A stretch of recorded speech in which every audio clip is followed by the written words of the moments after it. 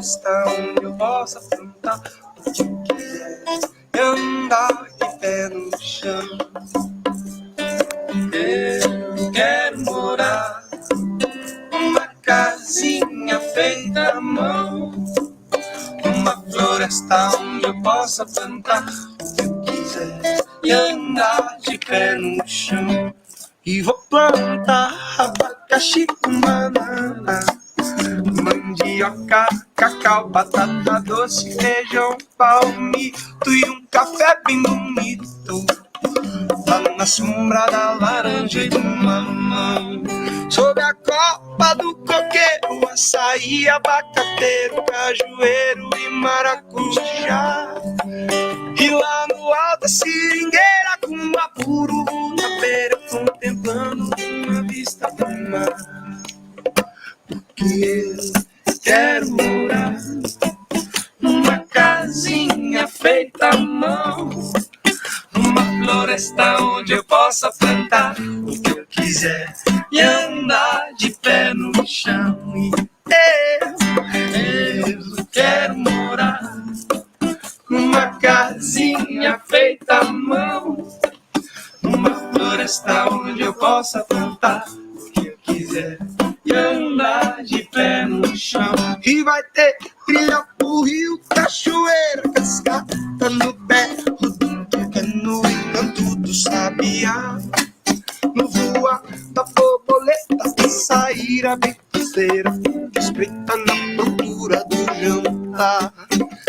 Abelha nativa fazendo colmeias, colhendo pra lá e pra cá. Espero que tenha um fogão a lenha e muito pra que celebrar. Porque eu quero morar numa casinha feita à mão, uma floresta onde eu possa plantar o que eu quiser e andar de pé no chão. Eu quero morar numa casinha feita à mão, uma floresta onde eu possa plantar o que eu quiser e andar de pé no chão. Com cuidado do patrão, apagar a ilusão de que o que é bom é o que produz demais. Confiar na natureza sem manchar tua beleza com veneno e outras coisas más. E os 8 cachorros pra fazer a festa bem logo assim que eu chegar. Sem ócio ou moleza, curtir com firmeza aquilo que a terra me dá. Eu quero morar numa casinha feita à mão, numa floresta onde eu possa plantar e andar de pé no chão. Eu quero morar numa casinha feita à mão, numa floresta onde eu possa plantar o que quiser e andar de pé no chão. Eu quero morar numa casinha feita à mão, agrofloresta onde eu possa plantar o que eu quiser e andar de pé no chão. Eu quero morar numa casinha feita à mão, uma floresta onde eu possa plantar o que eu quiser e andar de pé no chão.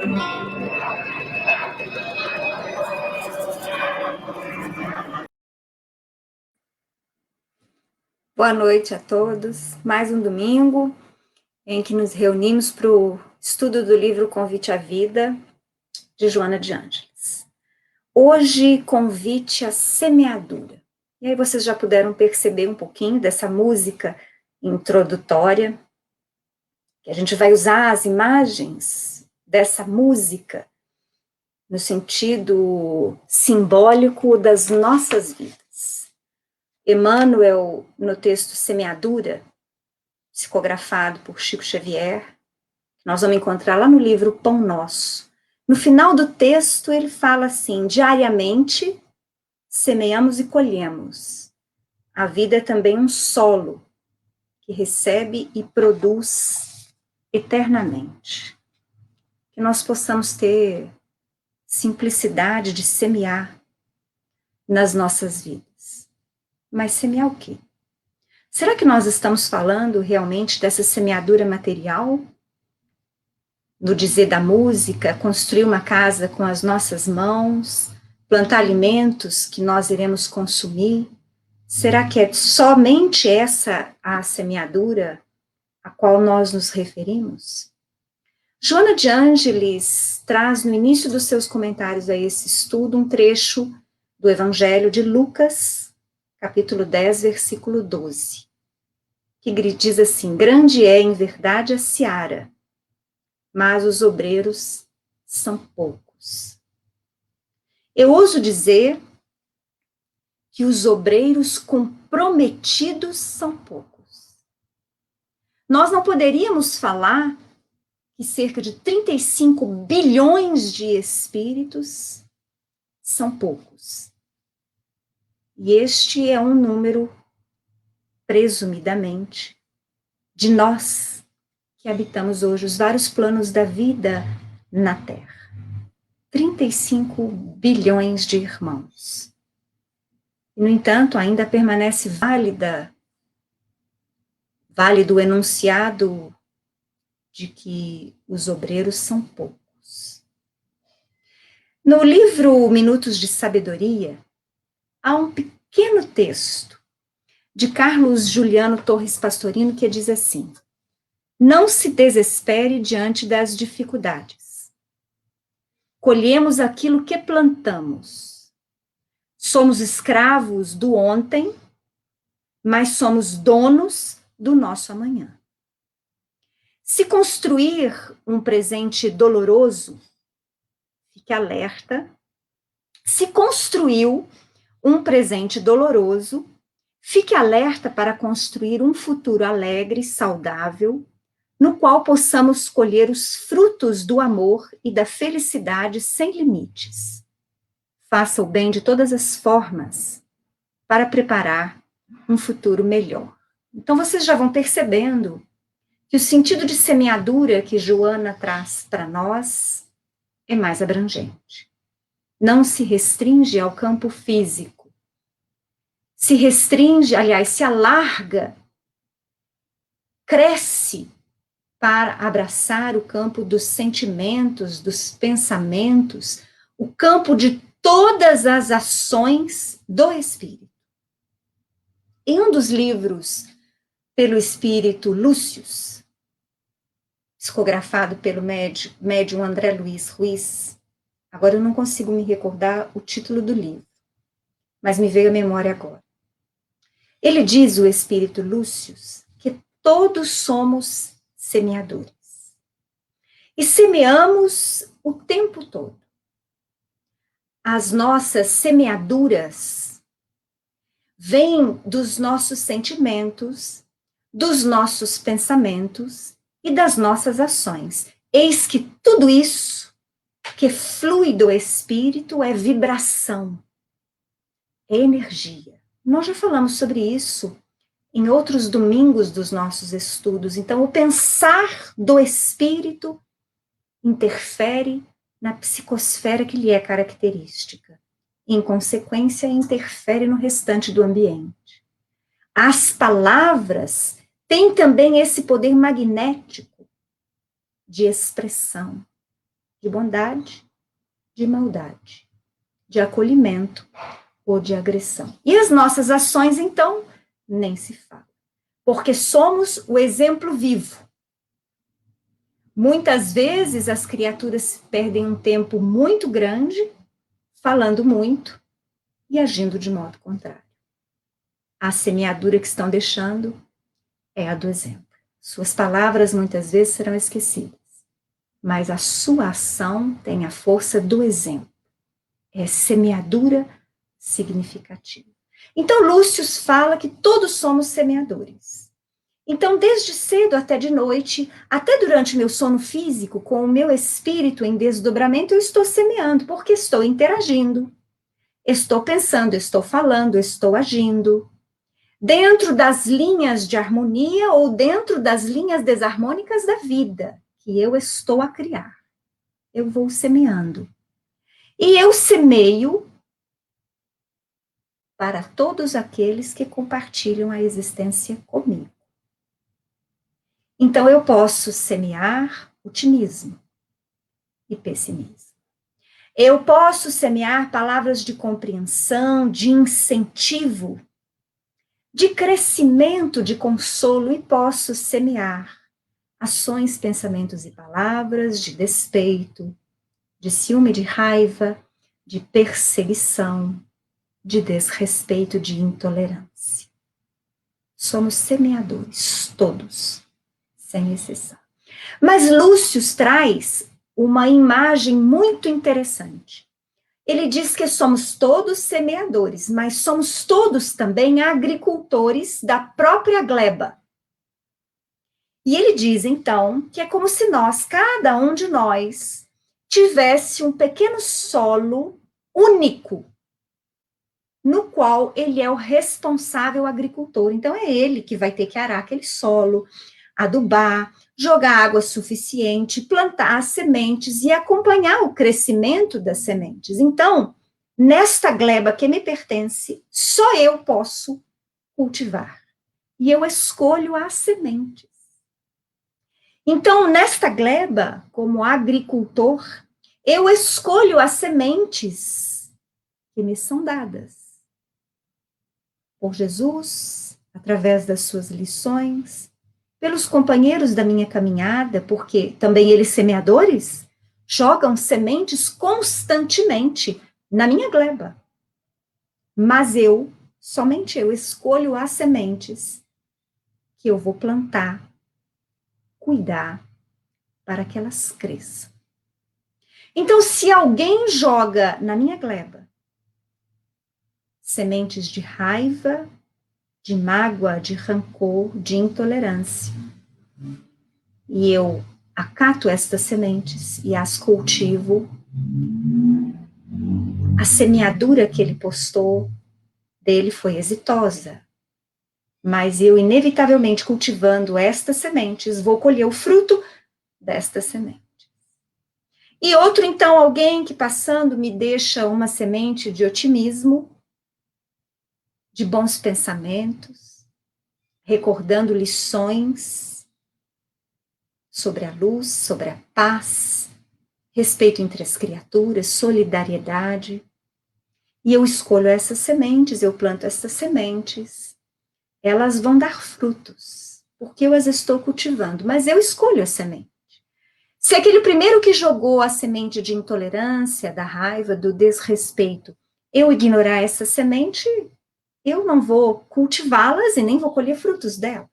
Então, em todos os instantes das nossas vidas, como agricultores, nós escolhemos as sementes que cultivaremos dentro da nossa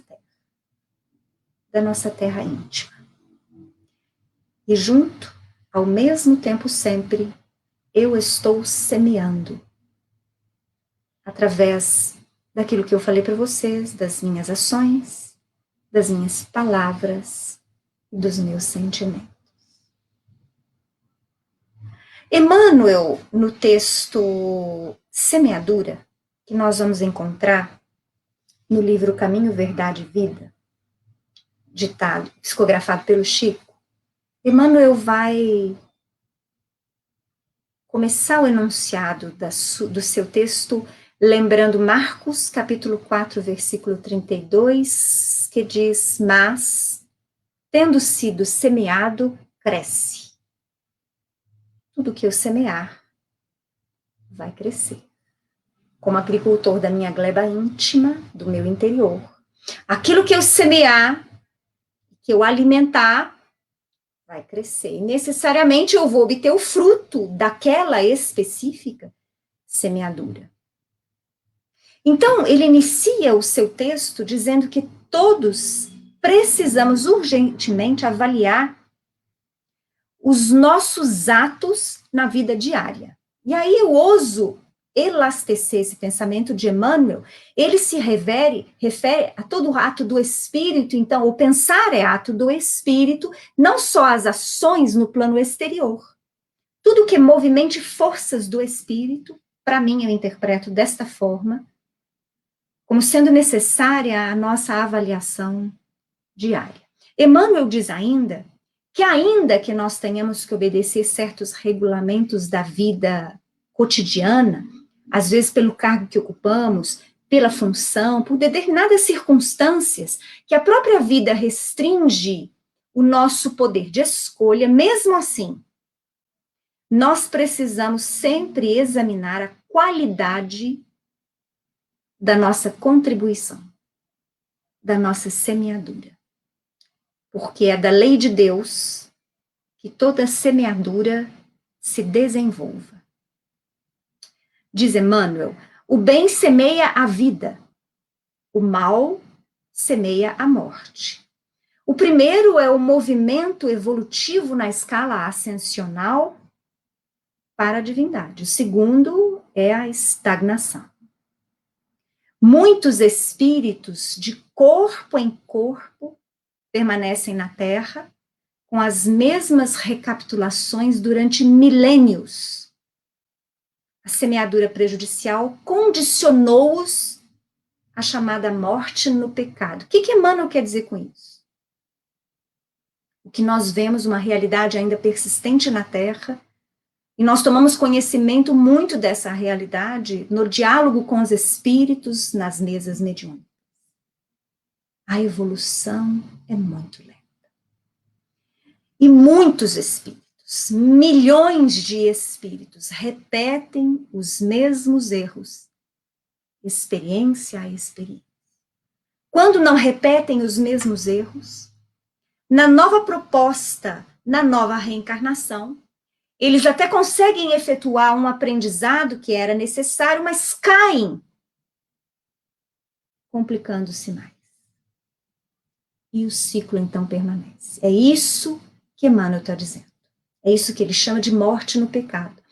Porque a nossa evolução, o nosso aprendizado é tão lento que nós, inconscientemente, não estamos aprendendo o que efetivamente é preciso aprender. Que tudo o que semearmos, nós colheremos. Tudo. Se no passado as orientações eram basicamente para que não fizéssemos o mal, hoje as novas propostas a nós espíritos um pouco mais conscientes são: façam o bem. E aí nos recordam do Código Penal da Vida Futura que Kardec colocou lá no livro O Céu e o Inferno. Nós somos responsáveis pelo mal que praticamos, somos responsáveis pelo bem que praticamos, somos responsáveis pelo mal que surge do bem que deixamos de praticar. Então, olha só. Hoje, nós somos convidados insistentemente por Jesus, pelas suas lições imortais, pelos espíritos em constantes chamados. Façam o bem. Olha Joana falando e Emmanuel falando. Prestem atenção no que vocês semeiam. Procurem conscientemente semear o bem para que vocês possam colher o bem. Emmanuel, ainda dando continuidade a esse texto de semeadura, ele diz assim: atravessam os dias, resgatando débitos escabrosos e caindo de novo pela renovação da sementeira indesejável. A existência deles constitui largo círculo vicioso, porque o mal os enraiza ao solo ardente e árido das paixões indignas. Entra vida, sai vida, nós ainda nos permitimos dominar pelo atroz egoísmo que nos caracteriza. Diz ainda Emmanuel, somente o bem pode conferir o galardão da liberdade suprema, representando a chave única, suscetível de abrir as portas sagradas ao infinito, à alma ansiosa, ou seja, somente o bem nos libertará desse círculo vicioso originado pelo nosso egoísmo. Haja, pois, finaliza Emmanuel, suficiente cuidado em nós, cada dia, porquanto bem ou mal, tendo sido semeados, crescerão junto de nós, de conformidade com as leis que regem a vida. Dentro daquele exemplo que o Espírito Lúcio traz, que eu falei para vocês agora há pouco, eu estou semeando.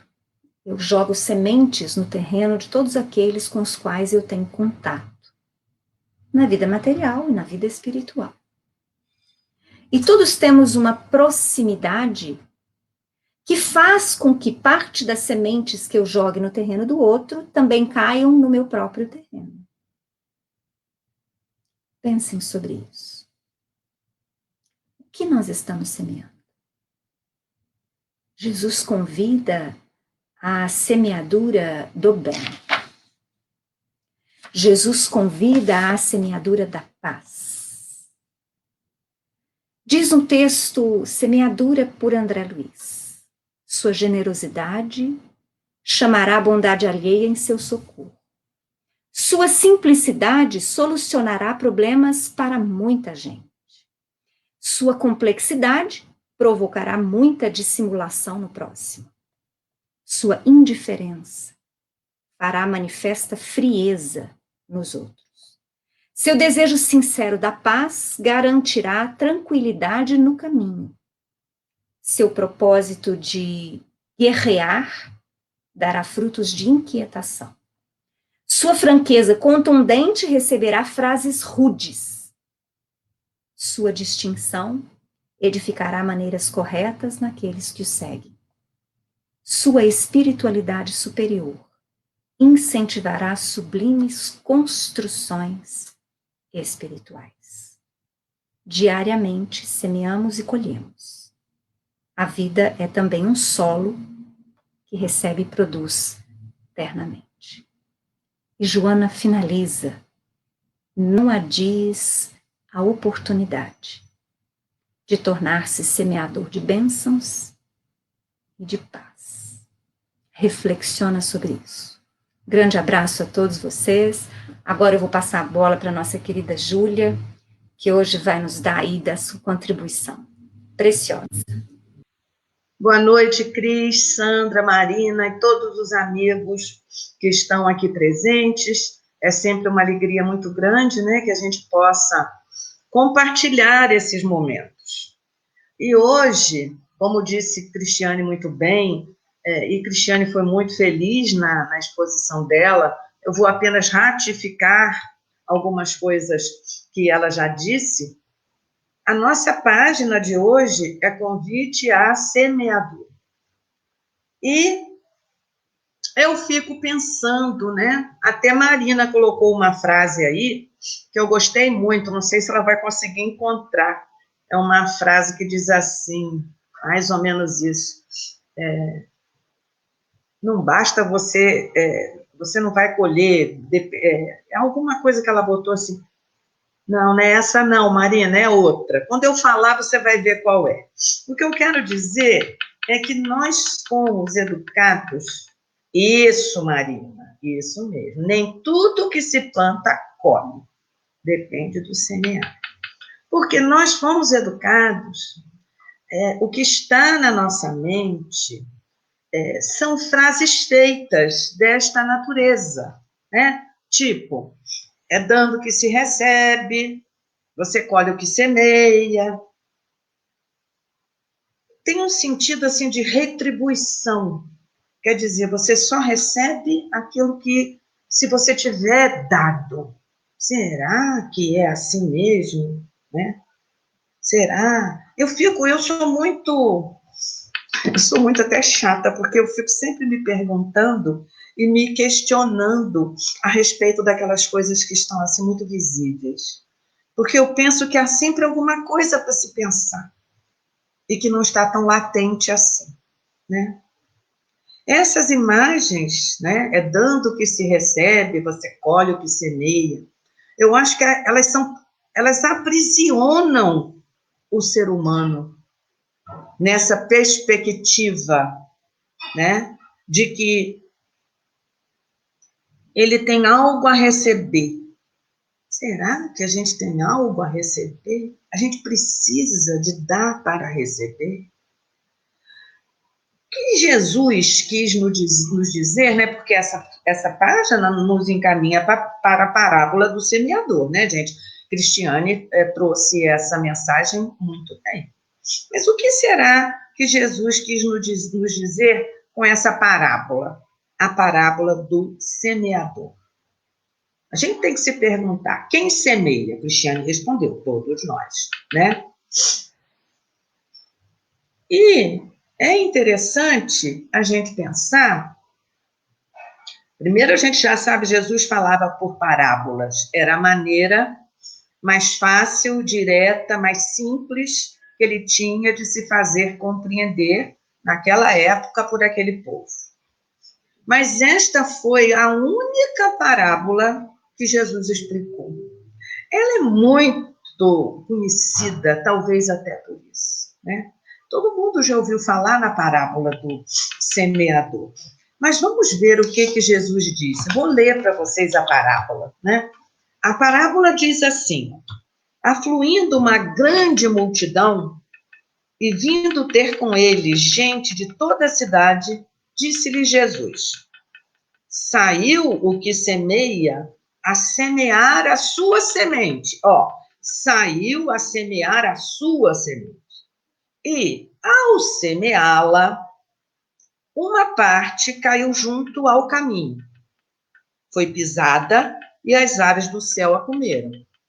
Outra parte caiu sobre pedregulho, sobre uma pedra, onde não havia muita terra. Nasceu depressa, mas logo veio o sol, entrou a queimar-se e, como não tinha raiz, secou. Quer dizer, essa semente também não vingou. Outra caiu sobre espinhos, e logo os espinhos que nasceram com ela a afogaram.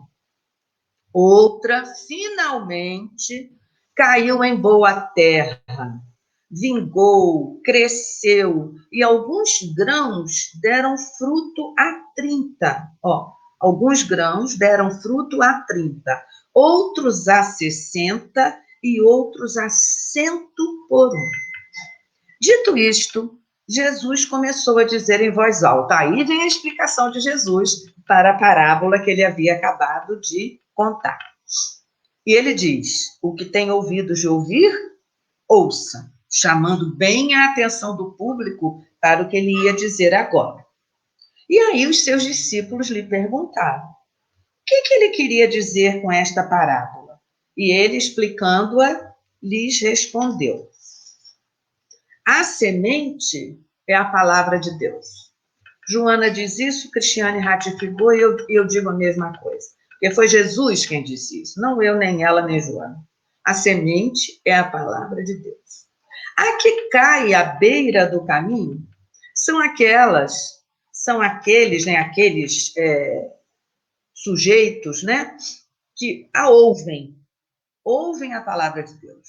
Mas depois vem o mal e tira a palavra de seus corações, para que não suceda que, crendo, sejam salvos. A que cai no pedregulho significa os que recebem com gosto a palavra quando a ouvem, mas não tendo raízes, porque a semente que caiu numa pedra não tinha onde fixar raízes. Então Jesus explica. A que cai no pedregulho significa aqueles homens que recebem com gosto a palavra, quando a ouvem, mas não tendo raízes, em sobrevindo a tribulação e a perseguição por causa da palavra, logo se escandalizam e voltam atrás.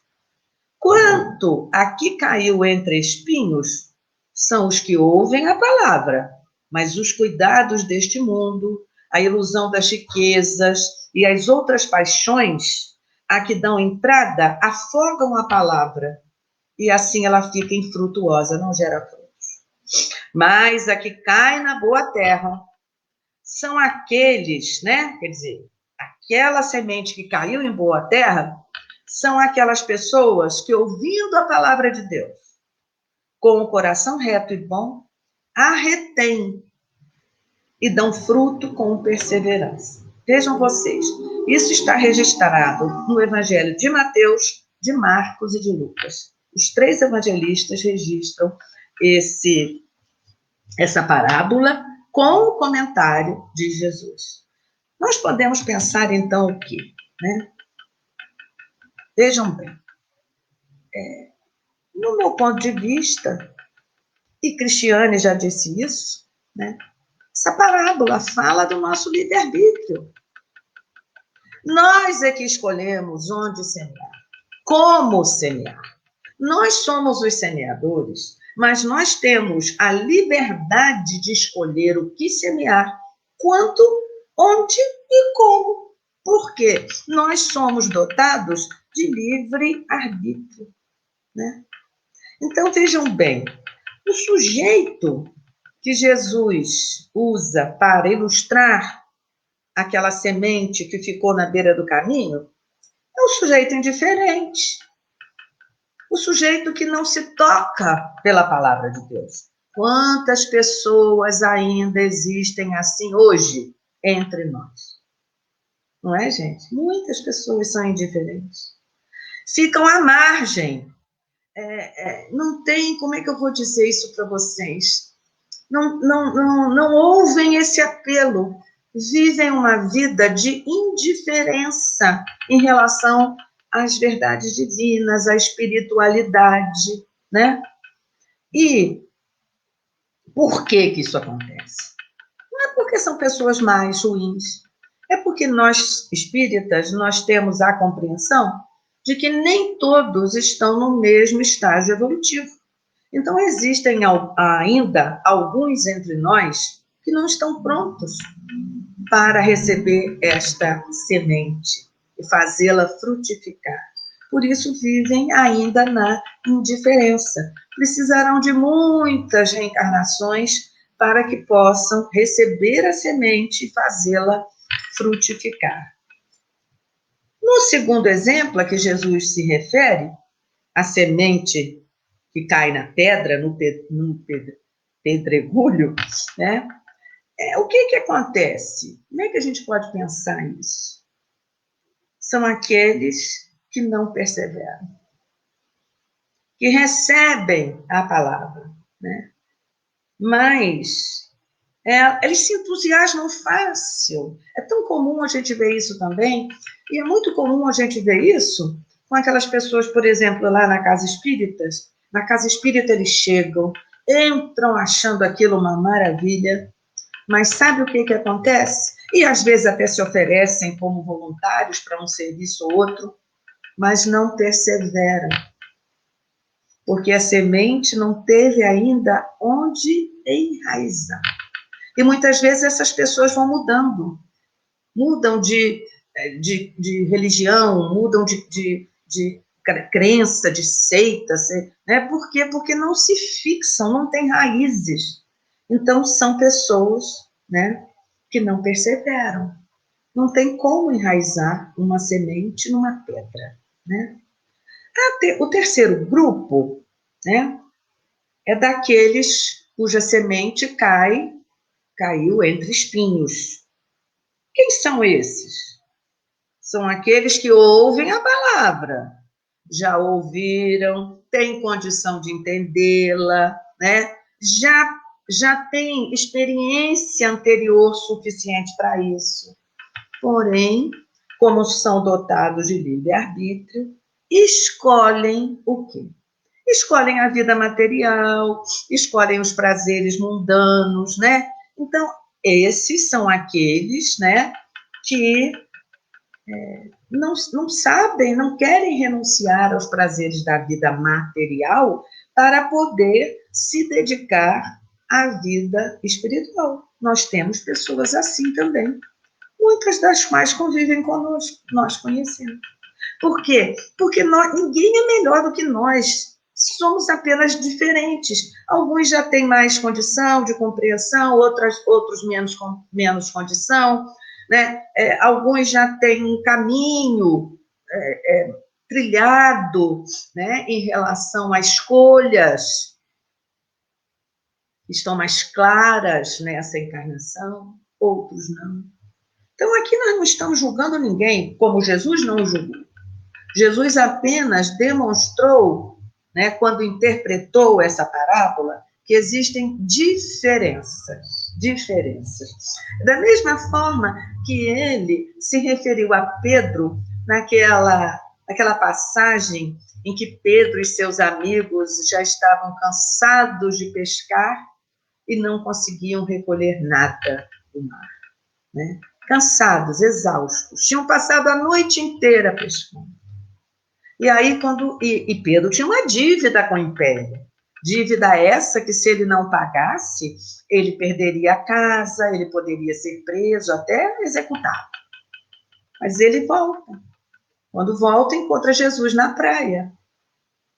Jesus pede a Pedro e André para subir no barco e ali de cima falar com aquele pessoal que estava ali na orla, de maneira que ele pudesse ser melhor ouvido.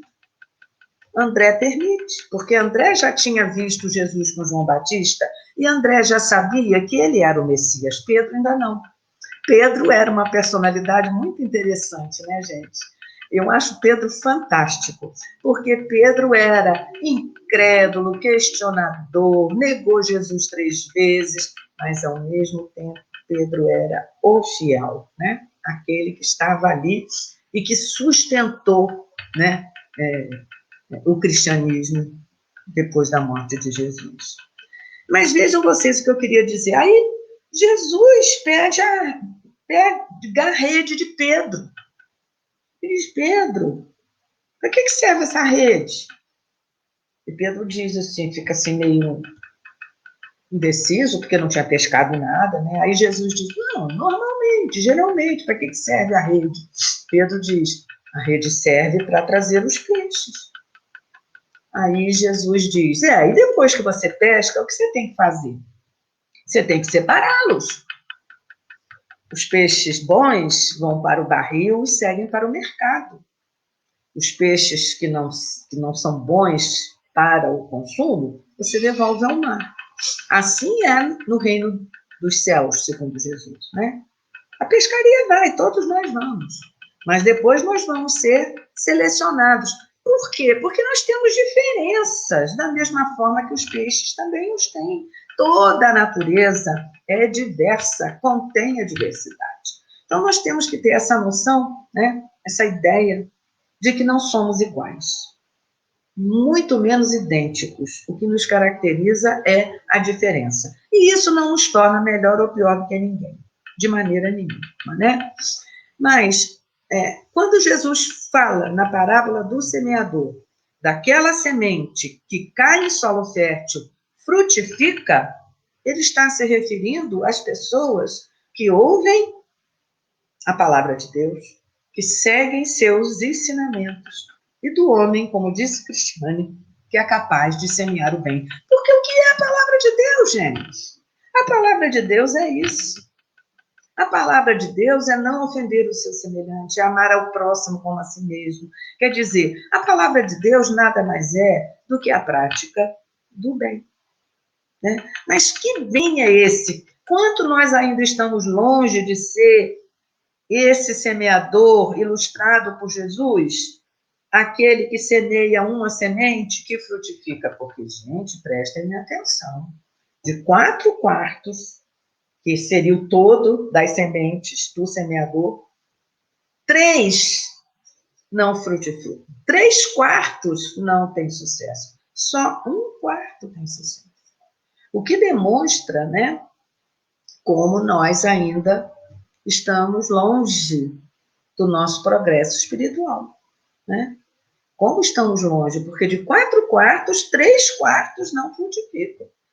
Nós não sabemos ainda semear. Nós não estamos ainda incluídos naquele 1 quarto que semeia uma semente capaz de frutificar, né?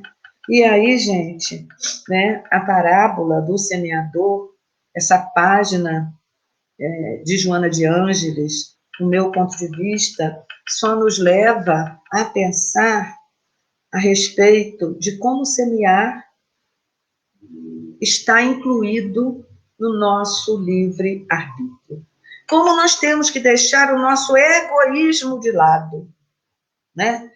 Deixar de pensar em retribuição. Quem quer retribuição é o ego, gente. O ego quer ser retribuído. Fama, dinheiro, reconhecimento, é o ego que quer retribuição. Então, nós precisamos de chegar a formar aquele grupo de 1 quarto apenas, né? Aquele grupo que é capaz de semear em solo fértil, fazer a semente frutificar. E aí, como é que isso acontece? Semeando bem, sem esperar a colheita, viu, gente? Isso é o que eu penso. Semear incondicionalmente. Você não vai esperar esperando a colheita, você vai esperar porque essa é a sua função. E você vai esperar o bem. Você vai semear o bem, né? Porque o modo ideal de ser bom, segundo o cristianismo, é fazer o bem. É isso que o cristianismo espera de nós, né? Vou repetir, ó. O modo ideal de ser bom é fazer o bem. A parábola do semeador, a questão da semeadura, convida cada um de nós a ser incondicionalmente bom. Era isso que eu tinha a trazer para vocês hoje. E agora eu chamo a minha querida amiga Sandra, que com certeza vai enriquecer a nossa noite. Boa noite, pessoal. Mais um domingo, mais uma semana aqui juntos, não é? Convite à semeadura. Isa Joana, no início. Grande é, em verdade, a seara, mas os obreiros são poucos. Isso está lá em Lucas, capítulo 10, versículo 2. E ela continua dizendo: desdobra-se imenso o campo a semear. Todos somos semeadores. Ontem, sábado, finalzinho do dia, eu sentei para olhar qual que era a lição de hoje que nós iríamos estudar aqui da Joana de Ângeles. Vi esse tema, convite à semeadura, li o estudo e estava um pôr do sol maravilhoso, um entardecer lindo, um pôr do sol maravilhoso. Eu me lembrei, imediatamente me veio à cabeça, eu visualizei aquela pintura, o Ângelus. Eu até vou pedir a Marina para colocar aí na tela para nós. O Ângelus é aquele quadro de Jean-François Millet, que todo mundo conhece, que foi pintado em 1859. A Marina vai colocar aí para nós. Isso, Marina, obrigada. Esse quadro, gente, como eu estava dizendo, de Jean-François Millet, foi pintado em 1859. Como o nome sugere, a pintura mostra 2 figuras camponesas, um homem e uma mulher. Eles encerram o trabalho na hora do Ângelus vespertino. Ao descrever essas 2 figuras silenciosas e anônimas, no meio de uma enorme planície cultivada, com apenas algumas simples ferramentas para ajudá-los a semear o solo. Millet mostra a vida do trabalhador rural, com a sua rotina diária de trabalho que perdura ao longo das estações. Ao mesmo tempo, o momento de silêncio e oração do Ângelus nos lembra a conexão com o Pai e a nossa insignificância diante dele. Em sinal de respeito ao Pai, podemos observar que o homem retirou o chapéu e inclinou sua cabeça numa oração silenciosa, assim como a mulher. Observem aí. A torre da igreja é visível lá no fundo, bem à distância, a gente consegue visualizar a torre da igreja. O casal interrompe o seu trabalho ao chamado do Pai. A jornada é interrompida ao chamado do Pai. Pois a gente percebe que esse trabalho foi interrompido, pois nós podemos ver todas as ferramentas espalhadas ali à volta dos dois.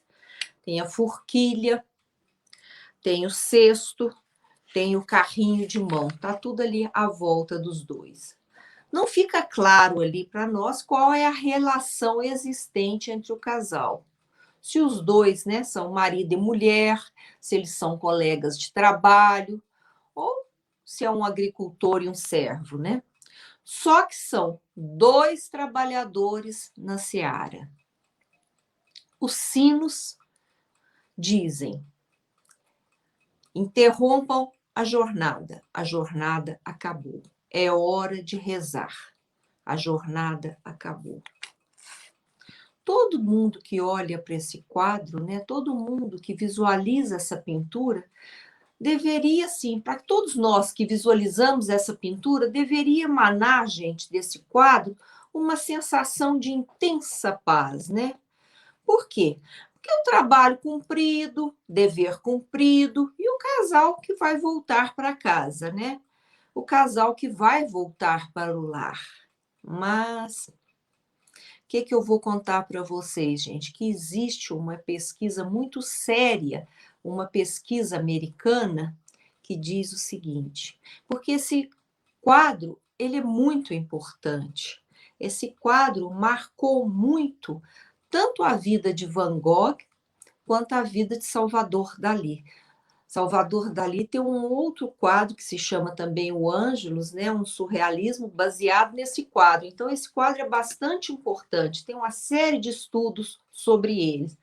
E tem uma pesquisa muito importante que fala que as pessoas, ao olharem para esse quadro, elas sentem, uma imensa maioria, uma grandíssima maioria das pessoas, ao olharem para esse quadro, para esse retrato, né, que é um retrato de uma vida simples e reta, que sentem uma agonia muito grande. Eles ficam muito angustiados quando olham para esse quadro. E é interessante porque era para a gente sentir uma imensa paz, uma sensação de dever. Você olha essa pintura, a sensação do dever cumprido, e ao mesmo tempo não, é algo estranhamente aflitivo visualizar esse quadro. Aí nós vamos pensar, mas por quê que é tão aflitivo visualizar essa cena? Por quê é tão angustiante visualizar essa cena? A sensação de angústia é a mesma que ocorre para muita gente no final do dia, por volta de 6 horas, né? Por que essa sensação de angústia, a hora que nós visualizamos esse quadro, que era para dar uma sensação de imensa paz, né? A sensação do dever cumprido, a sensação do trabalho realizado, e eles vão voltar por lá, né? Por que, então, essa estranha aflição, essa angústia tão grande? Porque o ângelo vespertino, gente, é um toque de paz só para aqueles que estão com a sensação do dever cumprido. Nós sabemos, né, dentro do ritual da religião católica, que tem o ângelus matutino, né, logo ao amanhecer, tem o ângelus ao meio-dia e o ângelus vespertino. E que o Ângelus vespertino, né, às 6 horas, é um toque de paz só para aquelas pessoas que têm a sensação do dever cumprido. Só para aqueles que têm a sensação de que aproveitaram ou que estão aproveitando essa oportunidade reencarnatória. Para os outros, gente, para aqueles que acreditam que não aproveitaram essa oportunidade que lhes foi oferecida, é o sinal melancólico de uma grande perda. Obrigada, Marina. Se você quiser tirar, depois as pessoas podem visualizar essa pintura, né? Procura aí no Google o Ângelus, de Jean-François Millet, que vocês vão visualizar a pintura. Então, se vocês vão perguntar, eu estava dizendo, né?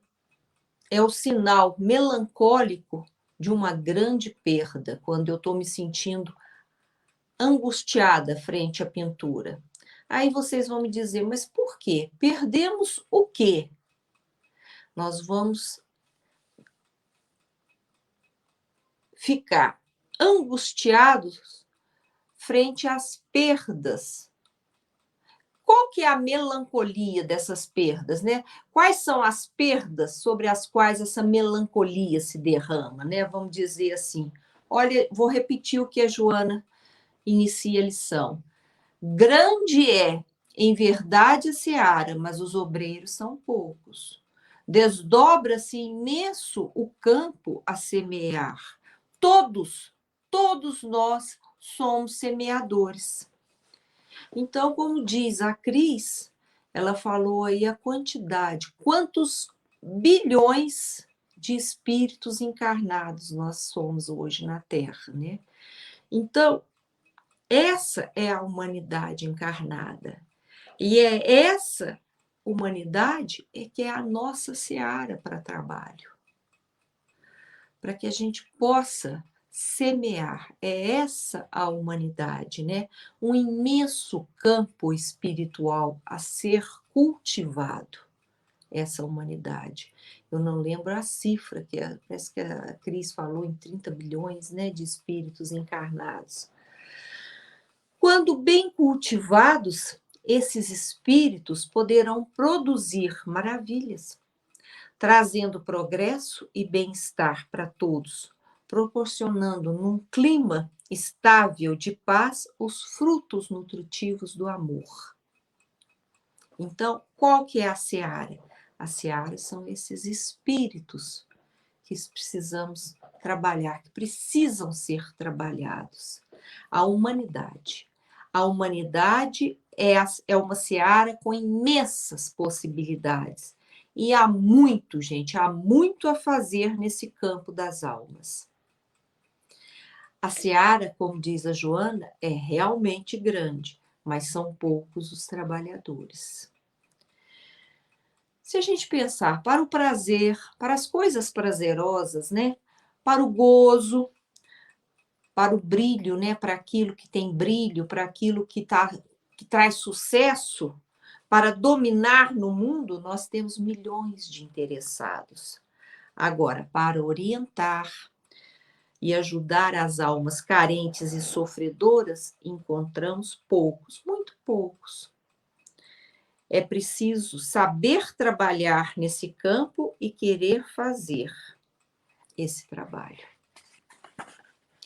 Então, é preciso saber fazer esse trabalho. Qual que é o trabalho? Nós vimos que a seara é toda essa humanidade, são esses espíritos que nós temos aí para trabalhar. Essa é a seara. E qual que é o trabalho, gente? Nós somos seres sociais. O nosso progresso depende da vida em sociedade. Eu sempre brinco aqui e falo, né, que ser santo em mosteiro é muito fácil. Viver sozinho, meditação, orando é uma delícia. Agora, ser santo em sociedade é que é muito difícil. Nós vivemos em sociedade. Então, nosso progresso depende da vida em sociedade. Depende do conviver. Conviver. Viver com o outro. viver com o outro que é diferente de mim, conviver com as diferenças, né? Então eu preciso aprender a dar e a receber. Eu preciso aprender a ensinar e a aprender com ele. Eu preciso aprender a socorrer e ser socorrido. Então vocês estão vendo que é tudo uma via de mão dupla. Aprender e ensinar, socorrer e ser socorrido, dar e receber. Isso é viver em sociedade, não é? E o Espiritismo, ele nos dá um entendimento, ele nos propicia essa fé raciocinada, né? E é através desse ensinamento da lei de causa e efeito que eu consigo, né? Que eu tenho as ferramentas, né? Essas ferramentas para trabalhar na seara. E quais são essas ferramentas? Por exemplo, na dor do meu próximo, nessa humanidade, na dor do meu próximo, eu posso confortar e consolar. Na dificuldade dele, eu posso encorajar e fortalecer o ânimo. E principalmente, gente, o que é mais importante, que o Espiritismo, ele nos estimula no agir. Ele nos tira da inércia, né?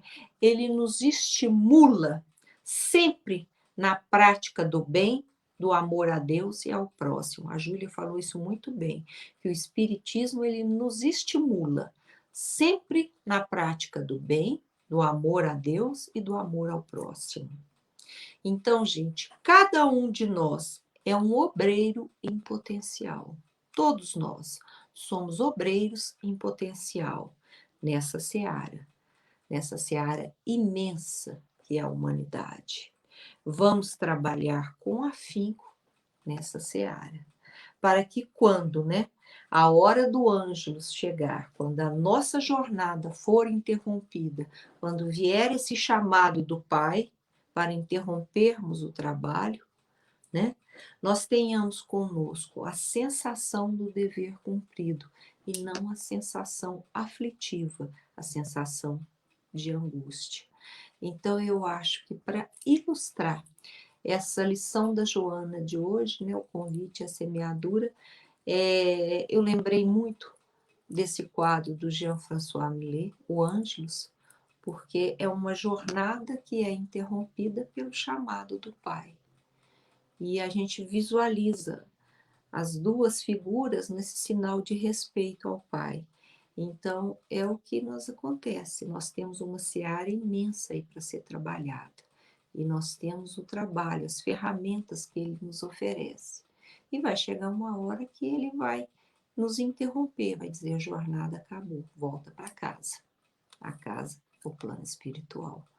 Então, que nesse momento que ele nos chama, nós possamos ir sem aflição, sem angústia, né? Mas que nós possamos ir com essa sensação do dever cumprido, que o trabalho foi feito. Essa era a minha contribuição. Espero que eu possa ter ajudado vocês. Quero deixar aqui o meu boa noite, desejar uma boa semana para todos. Até o próximo domingo. Obrigada, Marina, pela contribuição, por nos ajudar aí a fazer a live. Boa noite, Júlia.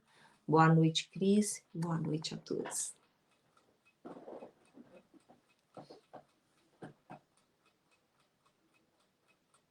A Marina está preparando a finalização para nós. Uma finalização que tem a ver com o tema.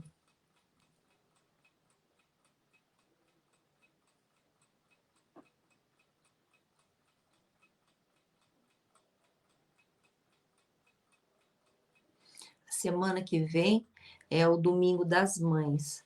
Nós estamos pensando em trabalhar, fazer uma homenagem às mães e fazer um trabalho sobre as mães, um trabalho que reporta a função materna dentro da doutrina espírita. Então, nós vamos pular a lição do livro da Joana de Ângeles, Convite à Vida, e vamos trabalhar o tema sobre as mães dentro da doutrina espírita no próximo domingo. E depois a gente retorna ao livro da Joana de Ângeles, Convite à Vida.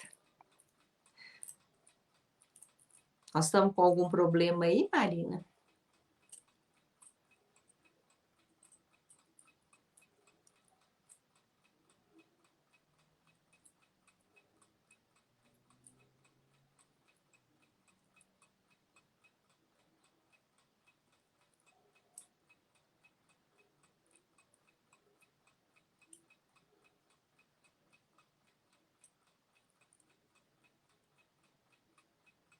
Eu acredito que tenha tido alguma dificuldade com a internet. Então, eu quero dizer a vocês que nós vamos encerrar agora. Quero finalizar e dizer que na próxima semana, no próximo domingo, estaremos aqui e vamos trabalhar o tema do Dia das Mães. Uma boa noite para todos.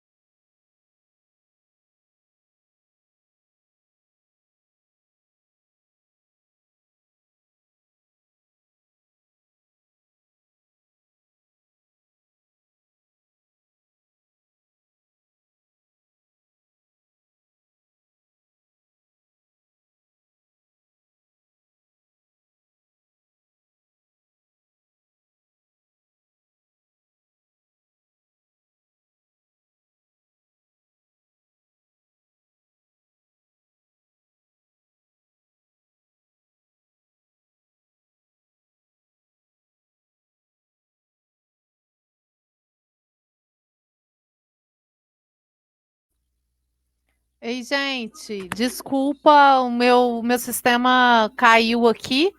Vou colocar agora. Não estava dando para fechar, tia Sandra, me perdoa, tá? Vou colocar para vocês uma música para a gente finalizar essa live tão maravilhosa. O programa travou aqui e aí eu não estava conseguindo fechar, tadinha da tia. Vocês me desculpem, tá? Vamos finalizar sem a música hoje, então. E boa noite para todo mundo.